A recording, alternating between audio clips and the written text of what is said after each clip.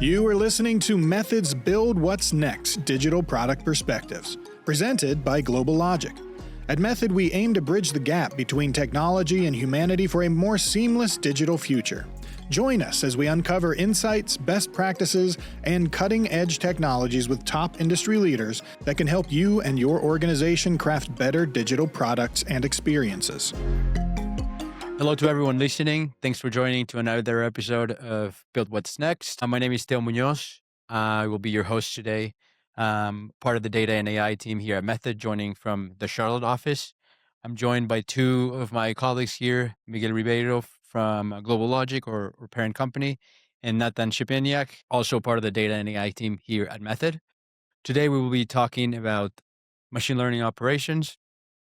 But before we dive into these deeper, I would like my panelists to introduce themselves, maybe a little background, a little bit about yourselves. Miguel, do you want to go first? Yeah, sure. Thanks, Theo. I'm Miguel. I've been Global Logic for the past 5 years. I'm a principal data scientist. I've been working a lot in banking and private equity portfolio companies, and I've been working a lot on AI projects, MLOps, and recently Gen AI and agentic AI. Hi, my name is Natan. I'm a senior data designer here at Method. I've been with Method and Global Logic for around 5 years now. My background is in physics. I then transferred onto more cloud engineering, where I joined Global Logic, where I worked within MLOps, deploying models across many different industries. Now I sit in the position of a data designer, which is kind of a mixture of UX, basically user needs, data science and ML, as well as business value as well.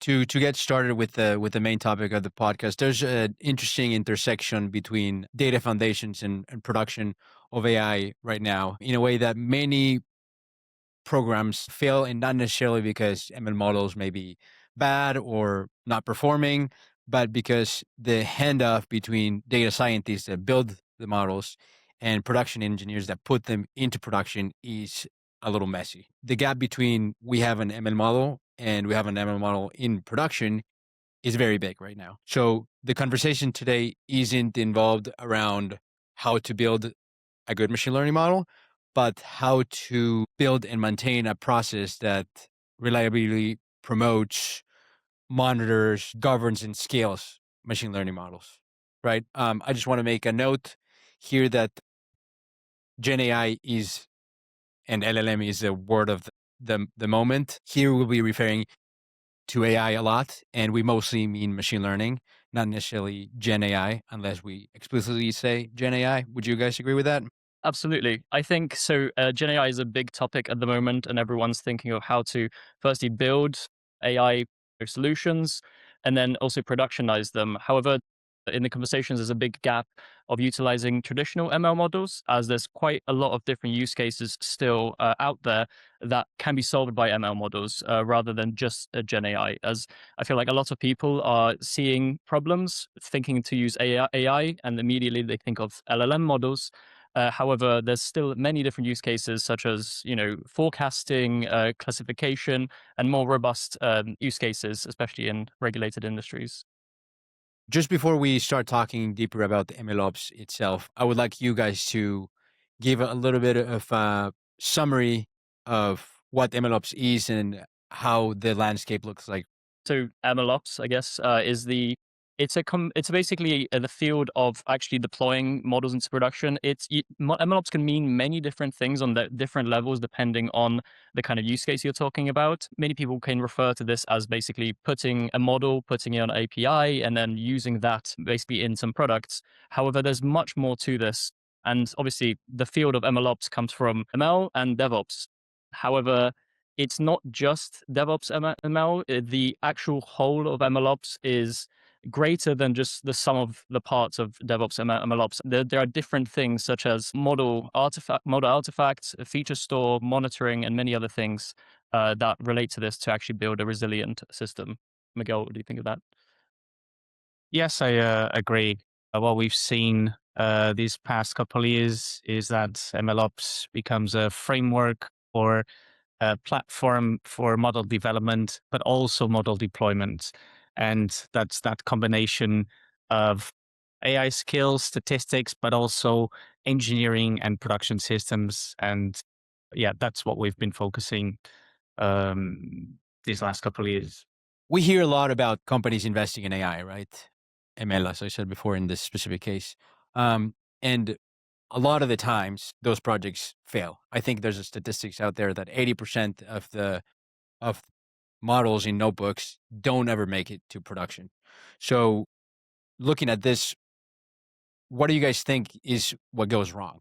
Why don't models don't make it to production?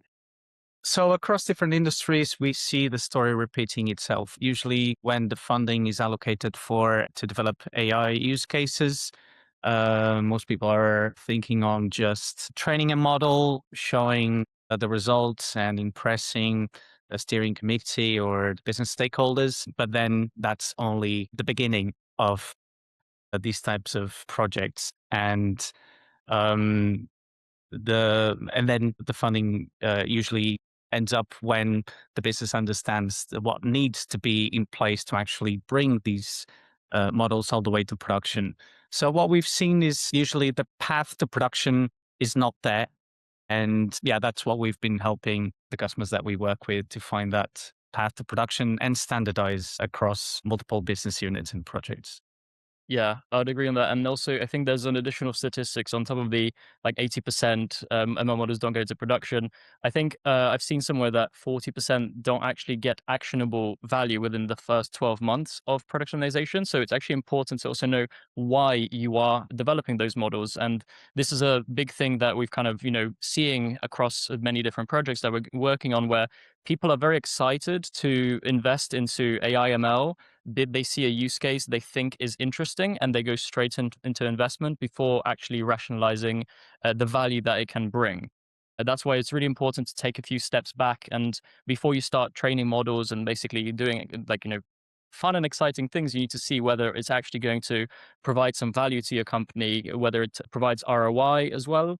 And then when you actually do build it, as Miguel was saying, the story does repeat itself because a lot of the times projects start out with we have an idea, we have a data set, someone trains a model on their local computer, they show it off, like Miguel said, in a meeting, but then they don't know the path forward. They don't know what to do with those artifacts. And very quickly, that usually kind of runs into going to the software teams, which, have capabilities of deploying things. They usually use traditional DevOps pipelines.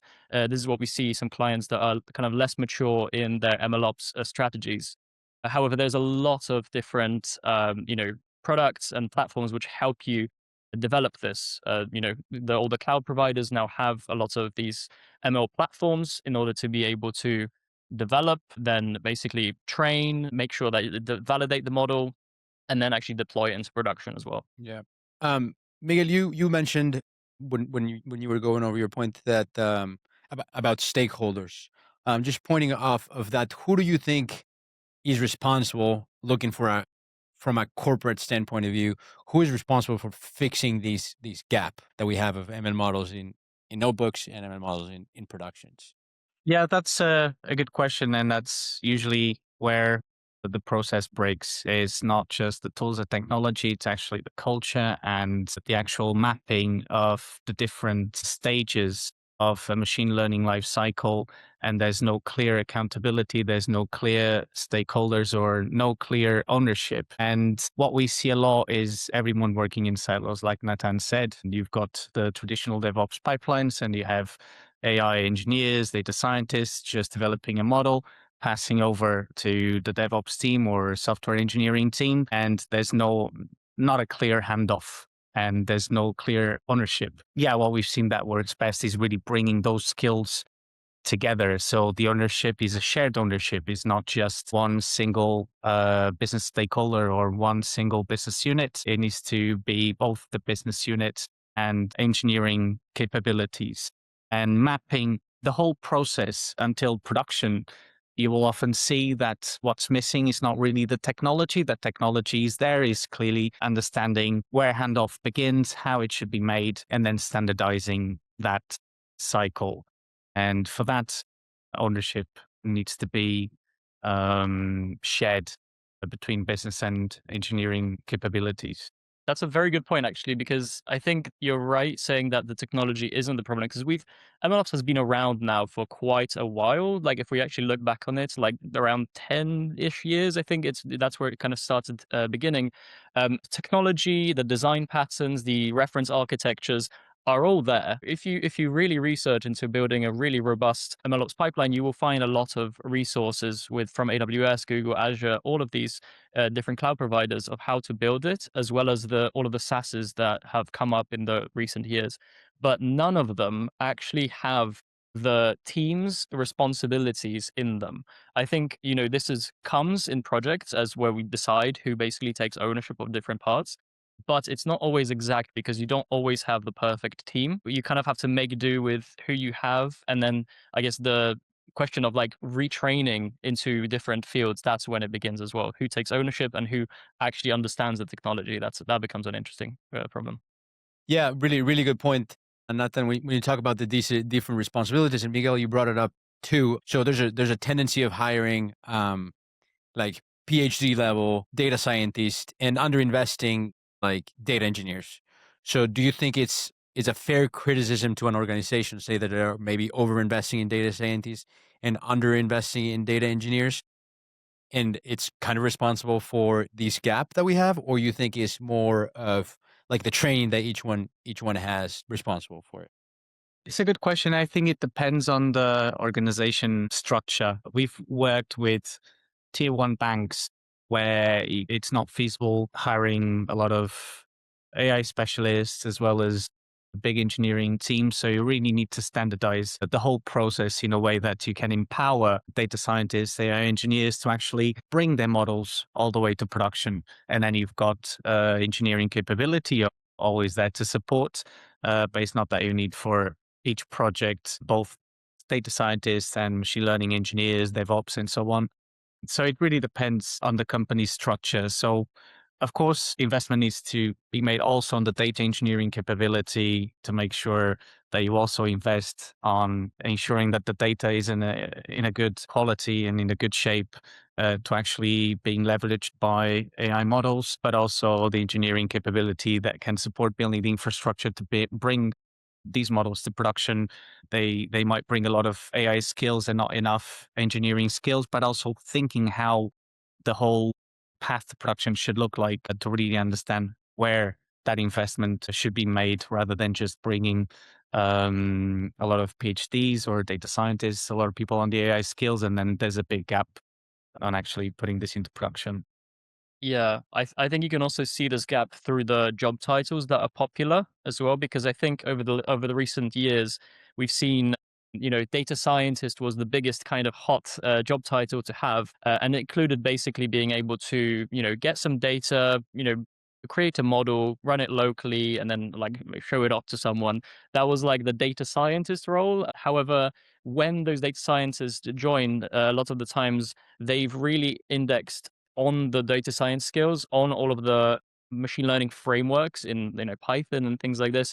They've over-indexed on these skills without knowing basically the things that are needed for productionization that engineering teams have. So they don't basically have things like they don't understand DevOps, cloud, and maybe like some version control, things like this.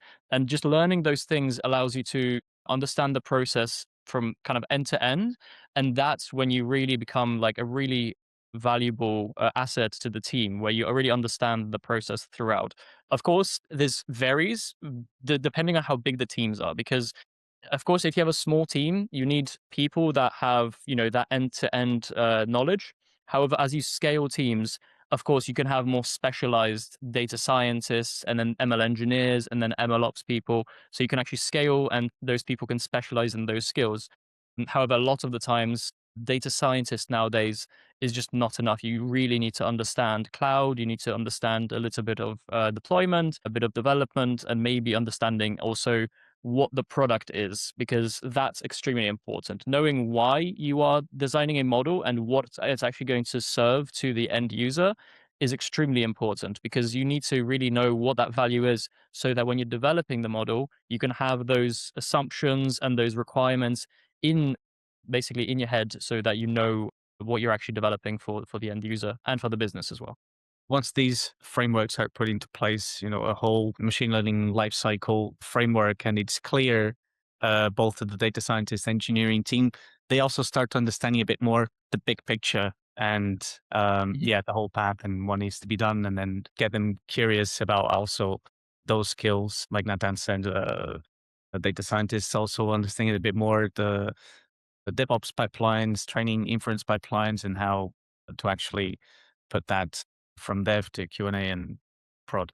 So to add to that as well, so it's those things that around the thing. So MLOps actually involves quite a lot of things. So like, as we said, it's about deploying models, of course. That's like on the surface level, that's deploying a model. However, there is a lot of small little hidden things which you don't realize until you actually try to productionize a model that you need to take care of.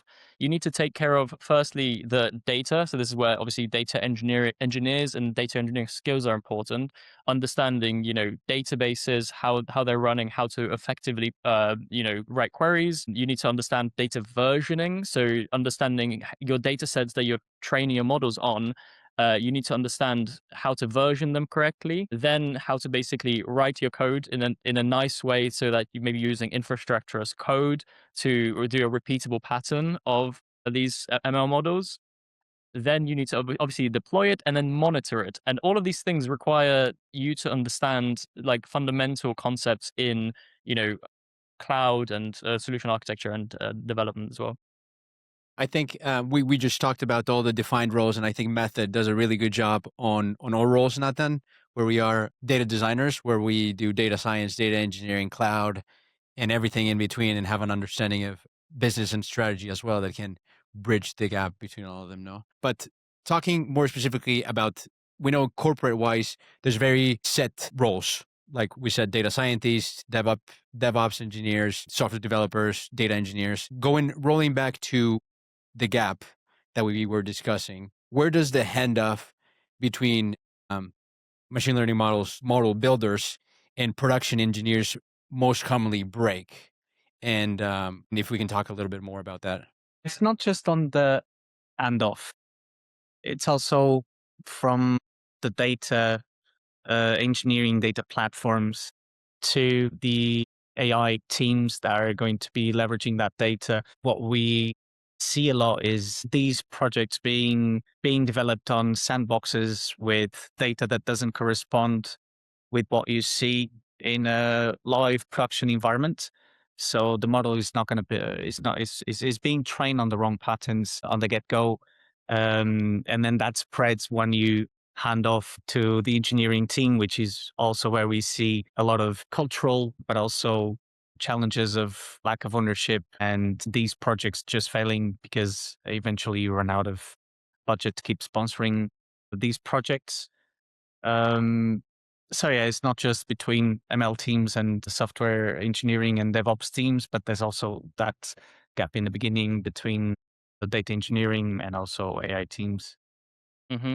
Yeah, I think it's also developing a strong foundation or like of MLOps and, like as Miguel said, culture and kind of ways of working. So it really depends on the kind of the use case and the company size. It really depends what that foundation should be. Of course, for more green grass projects and companies, green grass projects are much nicer because you can build that foundation from basically day one. You can build the correct platforms. You can choose which platforms you want to use, whether you want to use AWS SageMaker, you want to run your models on there. You can do all your experimentation in that environment, or whether you want to use MLflow or basically Hugging Face, all these different software products. You get to choose that in the beginning on the Greengrass company if you're starting from scratch. However, if you are basically starting from an existing infrastructure, that becomes a bit of a challenge because you've already got a foundation and you need to decide whether you want to build on top of what you already have or basically start with a new one, with a new initiative to build this AI platform, which enables this handoff to be easier. So the handoff itself is it is kind of in between the data scientists, and Miguel, let me know if you disagree on this as well. It is between the data scientists that have a model that want to put it into production and the engineers from the other side. And it's that mismatch of the skill sets. That's kind of usually where the gap is. However, that's not the only place, because there is a lot of things about investment and the actual platform that you're running on and the culture and the ways of working. No, I agree. And actually, on that specific gap between AI and then software engineering and DevOps, for example, one of the big things for especially heavy regulated industries is the model observability, which is it's not optional anymore. You definitely need to do that. You definitely need to have the ability to trace the different model versions, the lineage on the data being used to train those models, and yeah, making sure you're monitoring and set up the monitoring in a way that you either have a baseline or depending on the use case that the team is working. Uh, and yeah, that handoff is often not very clear, and only the train model gets deployed and then models drift, the business loses trust. And yeah, that's what we see, things breaking in Mhm. the life cycle.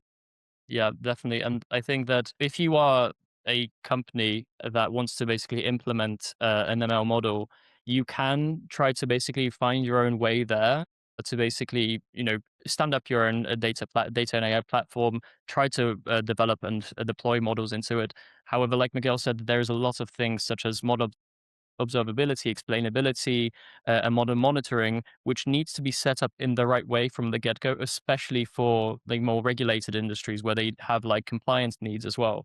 It's really important to set that up in the proper way, and this is why like having an expert in MLOps really helps you to get those things from scratch rather than kind of finding your way there. Because the last thing you want is basically having some repercussions of not setting it up properly. Just because it works doesn't mean that it's actually compliant with all the regulations. And just looking back at everything we said, what do you think is a healthy collaboration between production teams and data science teams, or if it should be one person doing it all, or what are your thoughts, or what you may have seen maybe examples in the past?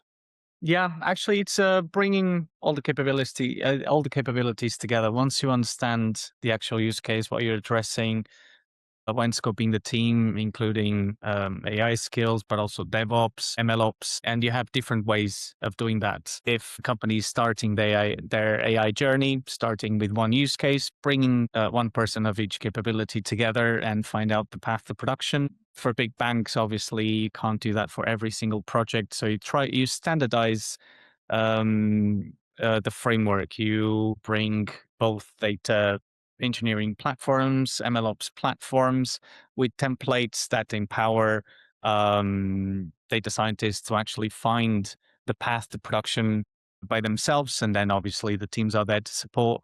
So there's different ways of doing it. It really depends on the organization structure, the current skills, and based on that, that's where they can start mapping their current um, life cycle and identify the gaps, and then either hire more engineers to the capabilities where the gaps are. Well, first actually fixing the whole map, the whole workflow, understand where the gaps are, bring the capabilities, and that way start standardize how they develop these kind of projects. I think to add to that as well, the good cooperation between those teams is actually when they start planning all together from day one before they even start their work. So I think the part of the problem is that the data scientists work in their own, world. They get handed some basic use case, they start developing, and then the first contact that they do is when they're ready with their model. They have their model ready, they've got it trained, and then they hand it off. Then they message someone, they say, "Oh, I've got this model, I would like to deploy it." However, if they were to actually talk to each other from start, they would say that, "Hey, I'm going to build this model. I'm going to be using this data. I would like to deploy it over there from day one." That's when you can actually have these teams understand what they are doing and have that visibility into each other's work, meaning that they can do parallel work. So the data can be prepared in whilst basically everything else being set up. So being able to communicate effectively between those different silos that usually exist is the way to make sure that the ML model doesn't just come up as a surprise and everyone then thinks of how to deploy it, the deployment strategy is actually there from the beginning. So we already know how we want to deploy it before we actually start building. Miguel, do you agree with that? Yeah, absolutely. We talked a lot about the tools and the technology behind MLOps and the different technologies that a data scientist needs to be comfortable with and a production engineer needs to be comfortable with. But I don't think there is a solution to these if there is not structural change, a change in management. So what are your thoughts on that? What are the things that management needs to do and change for these to work better?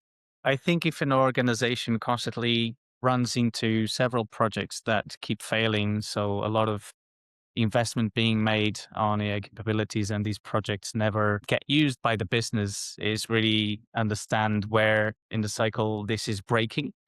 If the break is really on the handoff, having models on notebooks, but they never get to the production account, then map exactly where the gap is.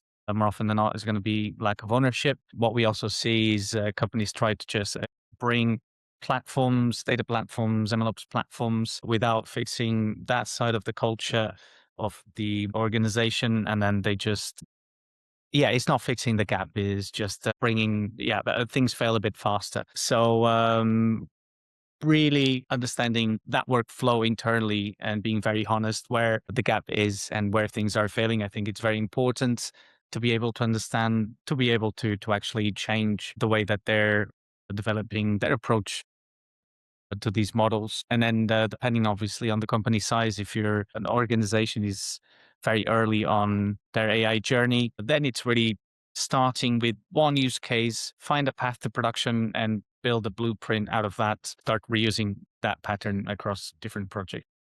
Yeah, definitely. And about the different services that are out there that help you with MLOps, that's very true. Where a lot of companies struggle with MLOps, they see a lot of these different products and services that they promise that they're going to solve all of their different problems. They start bringing on these different SaaS products because they sound exciting, they sound good.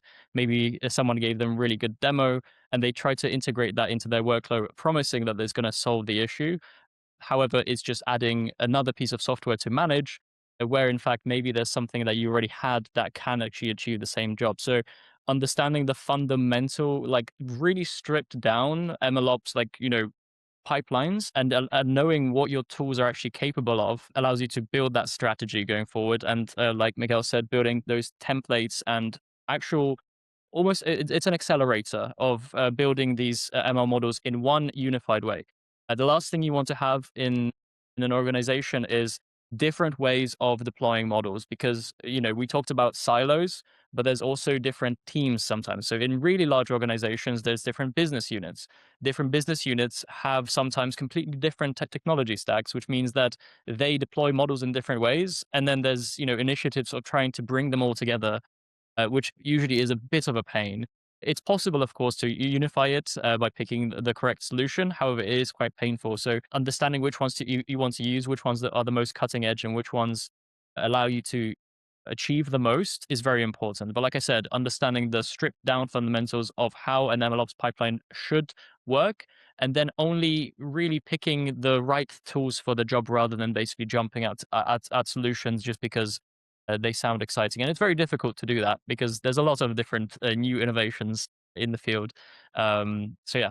You both talk about templates and standardization for speeding things up, going faster from that development to production. But templates can also box ideas, box the innovation, right? So from what you have worked in the past, how do you see is a good balance of having still a standardization way of productionizing models, but also not killing down innovation and experimentation? It really depends on the company size. What we've seen in big companies, like usually there's projects that follow the same pattern, and that's how you can start building the foundations of your MLOps approach or platform. Obviously, you don't want to stop innovation. In highly regulated environments, yes, you provide the template as guidance, as the direction. Obviously, you can allow deviation, but depending how much it deviates, it has to have a good reason, especially what we've seen in banking. Usually there's a lot of governance. You will have a model risk framework that you need to comply with. And when you standardize how these projects are developed, you also reduce how you address all the concerns that a model risk framework has. So it really depends on your organization, how you're regulated. You want to provide the templates as a direction, but you don't want them to follow to the rule. You want to allow some deviations that you can still manage the risk from these models when you look at all the models that are being developed and deployed in your organization. Yeah. So, yeah, I guess the templates, they are extremely important in actually solving the problem that we talked about earlier, the handoff and the basically understanding things. Because you have, even if you have a data scientist that is maybe doesn't understand basically deployment as much, a template really allows you to understand that checklist of the things that are needed, because it helps you. You have a model, the common denominator between these templates is the model, right? Of course, there's different models, and templates there needs to be different kinds of templates for different types of models. But essentially, a template is like a flight check. Before you actually start to deploy the model, you need to tick off the different things that you need to consider before you go there. So within these templates, which by the way are usually in the form of some infrastructure as code, so it is compatible with the data scientist environment where they have their own local environment. They know how to train a model using frameworks. The template's going to include that, but it's also going to have like things like configuration files, deployment scripts, and things like this, and also the versioning, so the branching strategies and things like that. That helps that data scientist to understand what do I need to actually finish before I deploy this model. So this is a template is usually made by ML engineers or MLOps experts, which understand how a model should be deployed, and it's a thing to show to someone, hey, this is how you're actually supposed to deploy the model. Now, of course, these templates do differ. Like you said, Theo, you can limit innovation if you kind of just have cookie cutter. But this is why we have templates for different types of models. So you have maybe a template for a supervised model use case, a template for an unsupervised, a template for forecasting. And this allows because these different models have different deployment strategies, different things to consider, and different metrics. So if you provide like a few different patterns, then you can, within that space, you can innovate still without breaking the regulation, basically, or any other things basically that you could be missing, like Miguel said, to avoid things like risk and other things that the company requires. Yeah, just to add to that, the templates also help, um, empowering, for example, data scientists on their MLOps skills, software development best practices. So yeah, things like logging, but also looking at model versioning, data bias, and everything. Those things need to be there. So obviously, you don't want to stop innovation, but you also want to make sure that these things are included, whether through templates or the teams do have this in mind when they are developing these types of projects. So yeah, there's always a trade-off, and there's a minimum requirements that need to be there. Yeah, these templates are a way of helping bring those in.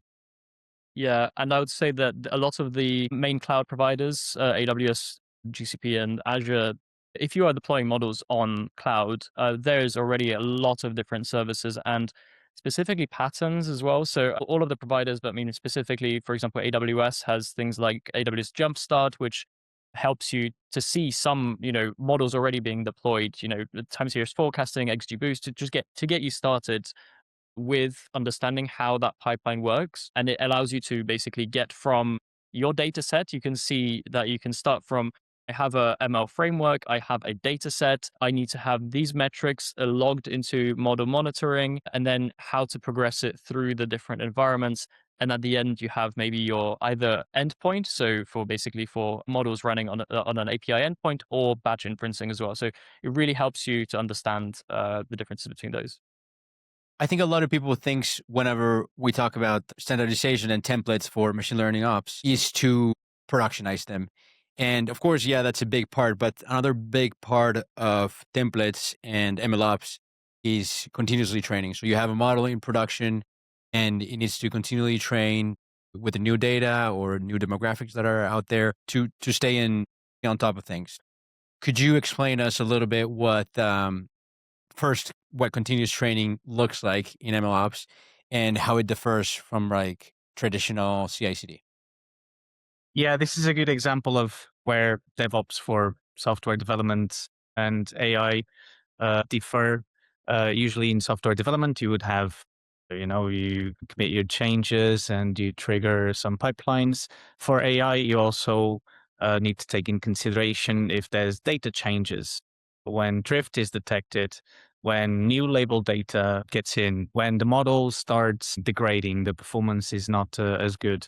And including these things on as part of the pipelines to trigger warnings or bring a human to review these models before they go live. I think that's the main difference between MLOps and DevOps. Yeah, I think, yeah, there's a lot of, everyone always wants a model that gets better over time. That's kind of where that need comes from. And that's where retraining and continuous training comes in. And you have, different approaches towards that. You have like online training where you basically train the model as it's going as well. But that's where like Miguel said, the data that's actually coming in becomes very important. The data drift, as you are continuously retraining, before you train, you need to understand has the data shifted? Has it drifted or not? And then when you train the model, is the model going into a certain direction as well? Just going back on the bridge that we were talking about, machine learning models in notebooks and in production. I was just curious, with the industry experience that you both have, what is the biggest adoption mistake you have seen people make, and what did it cost the client? I've seen it when one organization tried to migrate everything at once rather than starting with one specific use case. Starting with multiple projects means that people were doing things their own way without communication between projects and actually trying to reuse assets, pipelines. Yeah, that becomes quite costly. If you're not standardizing how you're developing your projects. Obviously, this depends where the organization is within their AI journey. There's always projects happening in parallel. But yeah, when you do notice that there's a flaw on the model lifecycle and you try to fix it, but then you try to fix it everything at once, yeah, that usually leads to a lot of investment and you're not actually fixing the issue. You're just creating new issues. And I can see that being a common issue in large corporations, right? If you are an old, like an old corporation, you probably started with when AI was not a thing, and now that it is a thing, and you tried to change everything at once to make it work. That's a huge issue. Nathan, you were gonna say? Yes, absolutely, absolutely. I would say that trying to tackle too many models at once is a big one, because sometimes from discovery, companies have a lot of ideas. They have many different use cases across different views. They want to implement loads of different models at once. They say they're going to build a platform to host all these models. The best approach there is to pick one of those models and prioritize which model that you would like to bring in production that's actually going to provide the most value, and let that kind of build the path for the rest of them as well. So making sure that you build one properly first, understand the whole pipeline, how it should do, how it is within your organization, and let that be kind of the golden standard for the rest of them. And if something goes wrong, you can also take the learnings from that to deploy other models as well. Yeah, I actually have another one that actually I should have started with that one. Organizations starting developing projects, but without fixing their data foundations. Yeah, more often than not, when it happens, whether it's big or small organizations, we're starting a project and then we're looking at the data. And yeah, either the quality is bad or there's a lot of missing data, different databases where different tables or columns have a different meaning, even though they have the same name. And we've also seen companies that grew through acquisitions. Yeah, they don't have a standardized schema across different databases. So yeah, really nailing the data foundations, ensuring that you do have a team looking at the data, ensuring that it's at the highest quality and in good shape to being leveraged, and not just for AI projects, but also just business analytics, creating dashboards to inform the business on whatever insights you're leveraging from the data, and now even recently for Gen AI projects. What we've seen a lot is not having your data in a good shape. I'm sure you guys know there's a common saying in machine learning: bad data in, bad product out. So like if you don't have the good data foundations, no matter how complicated your machine learning model is, it's still going to be bad if the data coming in is bad. Especially if you're trying to drive adoption on we've put an MLOps framework in place, and now you're trying to drive adoption across the organization. If the data quality is bad, eventually the business loses the trust, and then all the investment was for nothing. I would agree with that. However, I would put a caveat in that, because a lot of the times people kind of struggle with this. And I think everyone would be familiar with, I want to build this, I don't have the correct data. I found that in a lot of organizations, there is a lot of different initiatives happening at once. There's, initiatives to do ML, AI, to basically innovate in the AI space. And there's also initiatives to do data cleanup as well at the same time. I've seen it in some companies where the ML is being basically slowed down, obviously by the quality of the data, and they can't get buy-in from the business, even though it has a lot of potential for revenue gain and for actual value provided to the business and the users. And I think that's a big problem where people try to push ML models forward, but they can't. In that case, it's sometimes you don't have the data to train on it, so you have an idea, you know how to train that model, but the data is not quite there to show off its full capability. This is kind of where, of course, it doesn't solve the problem. However, it kind of helps you understand what the value would be, is where synthetic data can come in as well. So you can basically use synthetic data sets, or create synthetic data sets to create ML models to see what they could actually look like if the data, and when the initiative of the data cleanup is fine. So you actually can validate that ML model to see that it will provide value when the initiative of cleaning up the data is fine. And in fact, you can also see which way do we have to clean up the data? What's actually wrong with the data? Is it basically missing values? Is it different? Maybe schemas not correct? There's many different things you can look at. Miguel just mentioned trust, and this goes very well along another subject that I wanted to talk about, which is ethics and guardrails. So ethics and guardrails is becoming like such a big thing right now due to Gen AI. What are we giving to Gen AI? Some personal information cannot go to the Gen AI, but ethics and guardrails are also super important. We're talking about ML because of compliance, as you said, on regulated industries such as banking, data privacy, etc. So we see that many ML platforms delay this checkbox, sort of say, ethics and guardrails to the end. So what are the implications of doing this, and how do you work with them throughout your project and not just like at the end? Yeah, so ethics shouldn't come only at the end of the project. In banking, we don't see this as often because there's been a maturity on being compliant, not just with regulation, but also looking for their users, their customers, to make sure that their models are not taking decisions that are becoming biased based on the data. You bring these controls early on the life cycle on the data quality monitoring, making sure that you're monitoring the data for biases or so it's part of the data quality monitoring, but also heavy regulated industries. What we see mature frameworks in place is when you have like 3 lines of defense. When you develop and provide ongoing maintenance to these models, you've got the model developer, then you've got an independent validation team, and then internal audits. And having these 3 lines of defense really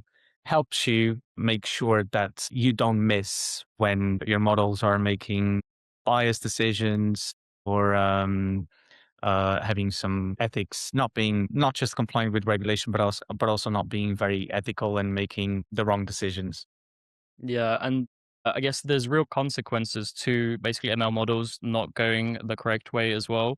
I think there's a specific example from a health insurance company in the US where they were using an ML model that was basically either accepting or denying claims, and a lot of people over a period of time were basically getting denied claims, which was actually done by the model itself, and the model was being run basically without much testing or human in the loop, which then was a big case, of course, for the business to have to pay fines and have obviously reputational damage as well. That's why it's so important to avoid this. It's important to have, firstly, explainability. Explainability is good, however, it doesn't solve the problem. You also need to do testing, make sure that you are constantly testing these models, and also having human in the loop for more of these important decisions that actually affect people's day-to-day lives. Yeah. And how do you see the regulatory landscape changing the next couple of years with Gen AI? I think that people are very trusting to Gen AI assistants and agents nowadays. I think a lot of people are, they see the benefit that Gen AI can provide to them. Any kind of problem that they have, they're very happy to, put data inside of, whether it's ChatGPT, Claude, or any other kind of assistant. People are becoming very trusting. We are also seeing that there's a lot of vulnerability and security concerns coming from that field as well, of course. And I think it's going to really kind of go into a concerning place where people are really trusting these companies with a lot of their data, and they don't understand that that data is also being used in multiple different ways, such as retraining. No one really fully reads all of the terms and conditions of how their data is being used. However, if you do read into it, that data is actually being used for retraining in some cases, and it can also leak. So anything that you send to basically to an AI model, specifically LLMs, will be tracked. Now, this is kind of the difference between ML and Gen AI. This is kind of interesting because LLMs are very large and computationally intensive models that very rarely you would run yourself. Like, there are some industries, of course, where you would run your own LLM or Gen AI model. However, most of this is being sent to these companies just simply because of the amount of compute that's needed. So just because of the fact that we have to send these queries to these through these APIs to these companies, people will put in sensitive information inside of them, which can then have repercussions. Having worked at regulator in the UK, I can see that the pace that the technology is evolving, it's going to be also very challenging on how they capture and start regulating specifically Gen AI. For AI, there's already regulations in place, but the pace that the technology is evolving, I would say that it's really important for organizations to put the right monitoring and guardrails to make sure that they don't expose private information. But there's a lot of learnings from traditional AI that people are going to bring when they start developing Gen AI projects. I think it's going to be challenging for regulation to keep up with the pace that the technology is evolving. And that's why it's going to be very important for companies to start building their projects with model governance, security, and making sure they keep their data safe from the get-go.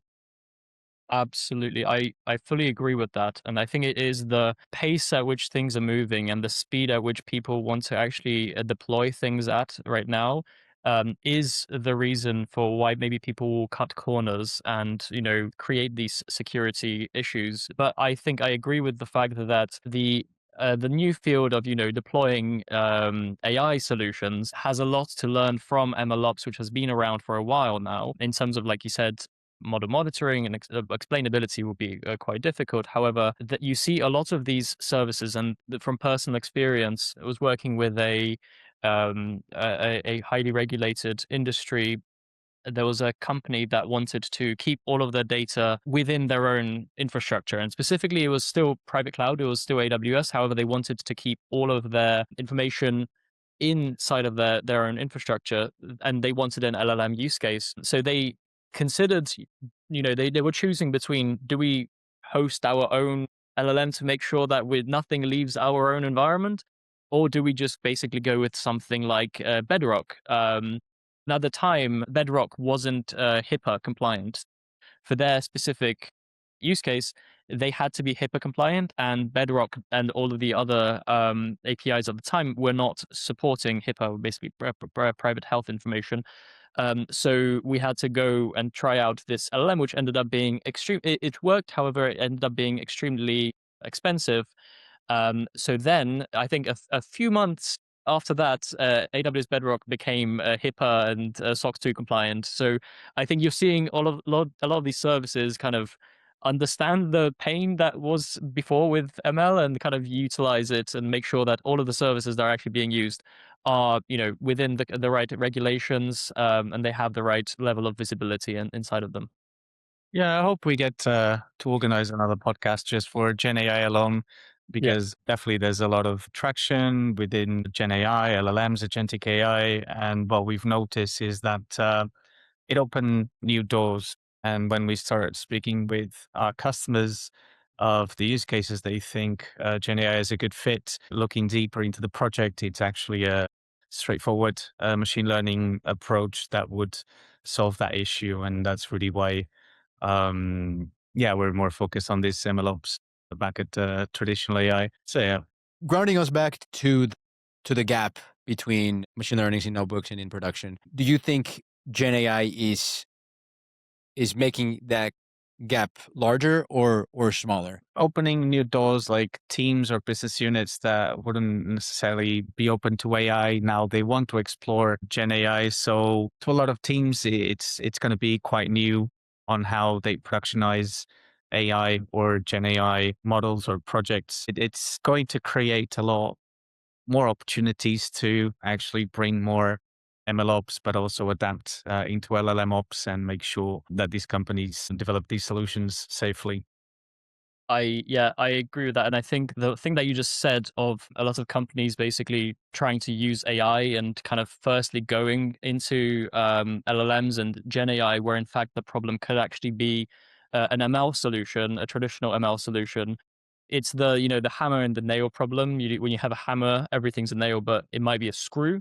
You can hammer it in, but you'll be hammering it for a long time, and it's going to be very, very painful. ML still has a lot of use cases, and I think in fact a lot of people over time, when the Gen AI hype starts to die down a little bit, people will realize that ML models, they are very useful for different solutions. They are also cheaper to run, a bit more manageable, a bit more explainable. So we've been talking about regulated industries quite a lot. ML models are just easier to manage from the regulation standpoint as well.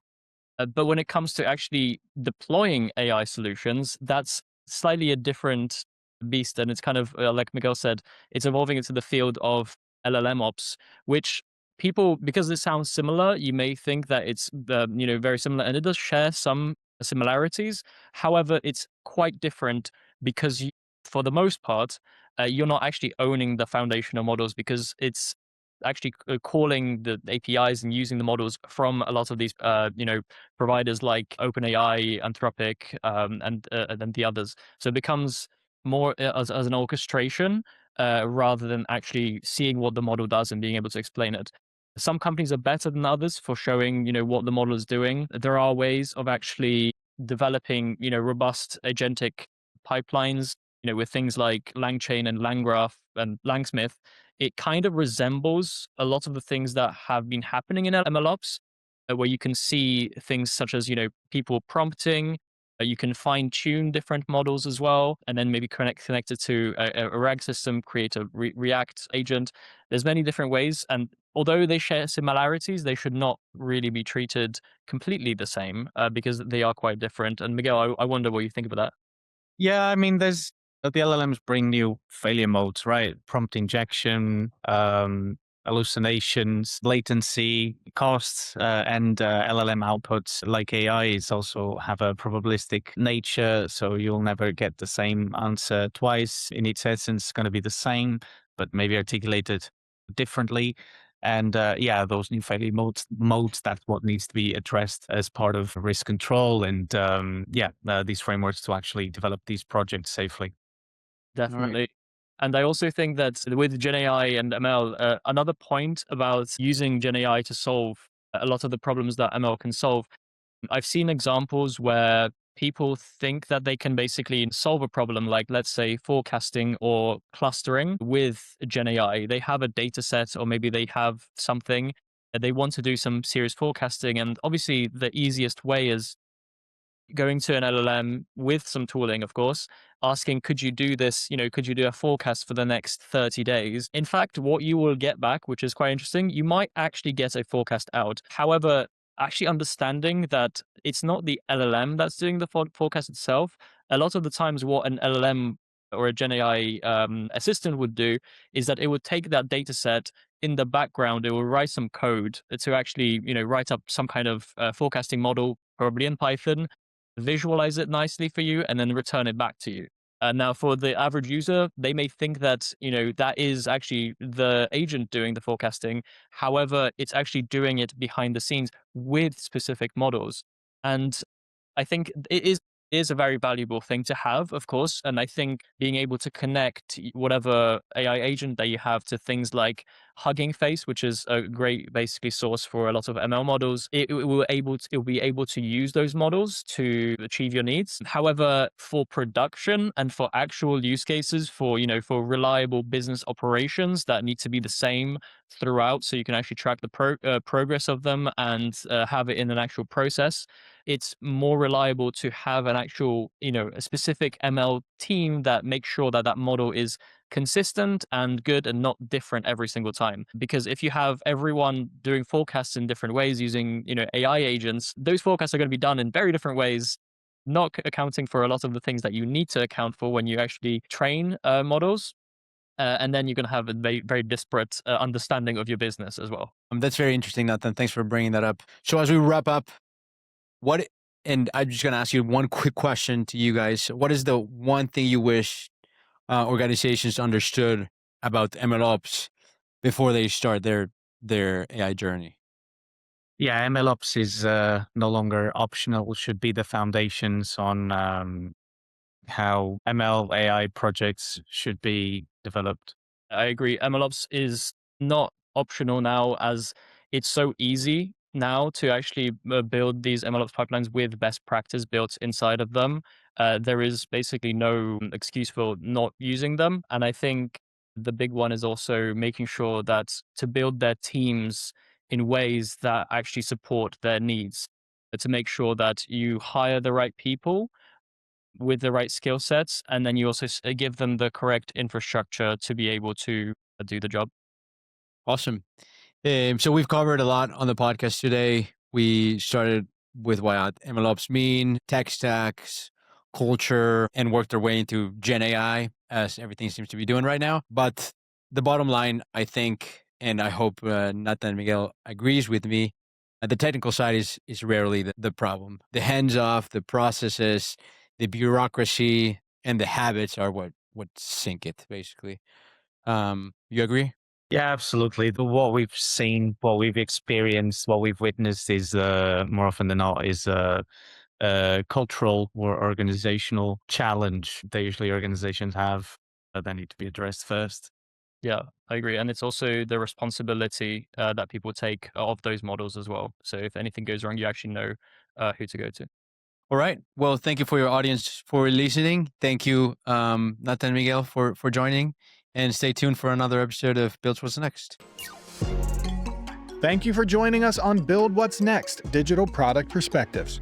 If you would like to know more about how Method can partner with you and your organization, you can find more information at method.com. Also, don't forget to follow us on social and be sure to check out our monthly Tech Talks. You can find those on our website. And finally, make sure to subscribe to the podcast so you don't miss out on any future episodes.